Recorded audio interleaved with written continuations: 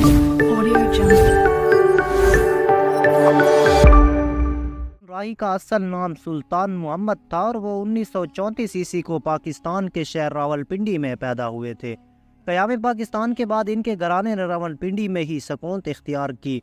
ये एक मजहबी घराना था और सुल्तान राही ने बचपन में ही कुरान पाक तफसीर के साथ पढ़ लिया था और सुल्तान राही को छोटी उम्र से ही फिल्मों में काम करने का बहुत ज़्यादा शौक था।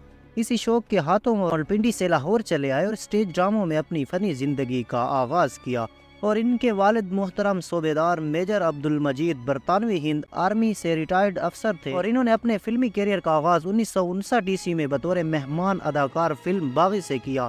इनकी पहली कामयाब फिल्मी वहशी जट 1975 ईस्वी में कामयाब हुई और ये मौला जट का गैर सरकारी प्रीक्वल था। मौला जट 11 फरवरी 1979 ईस्वी को रिलीज हुई थी, जो इनकी सबसे कामयाब पाकिस्तानी फिल्म बनी। इनके दीगर कामों में बहराम डाकू, शेर खान, साला साहब और गुलामी वगैरह सरफहरिस्त है।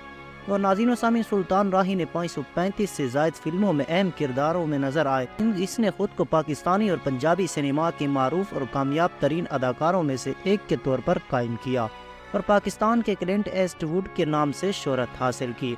और इसी के साथ साथ नाज़रीन, साल पर मुहित कैरियर के दौरान इन्होंने 34 पंजाबी फिल्मों और 100 उर्दू फिल्मों तकरीबन 160 एजाज़ात जीते।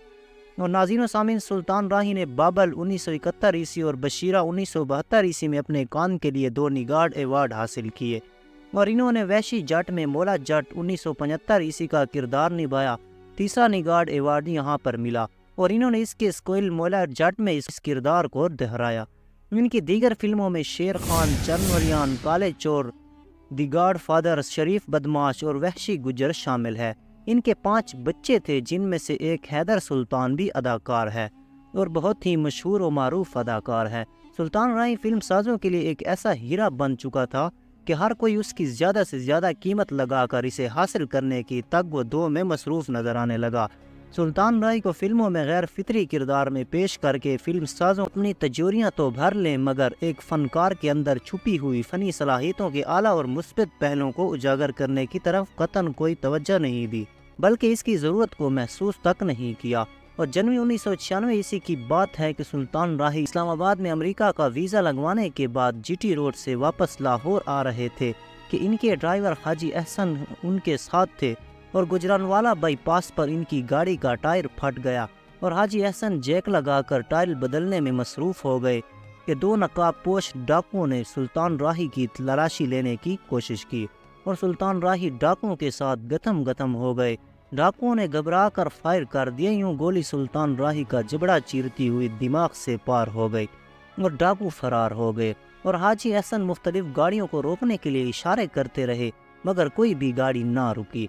हाजी अहसन ने किसी न किसी तरह करीबी पेट्रोल पंप पर पहुंचकर पुलिस को वाक़ये की इतला दी, लेकिन कुछ ना हो सका और सुल्तान राही के जस्त खाकी को डिविजनल हेडक्वार्टर अस्पताल पहुंचा दिया गया और सुल्तान राही की कत्ल की खबर गुजरानवाला शहर में जंगल की आग की तरह फैल गई और इसके बरसदार जोक दर जोक अस्पताल पहुंचना शुरू हो गए।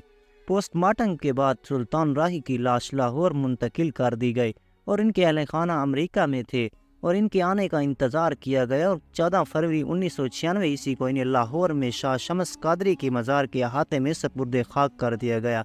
तो नाज़रीन व सामीन, वीडियो के मुतालिक अपना कीमती राय ज़रूर दें और अगर आप मेरे चैनल पर नए हैं तो चैनल को सब्सक्राइब और वीडियो को लाइक कर दें।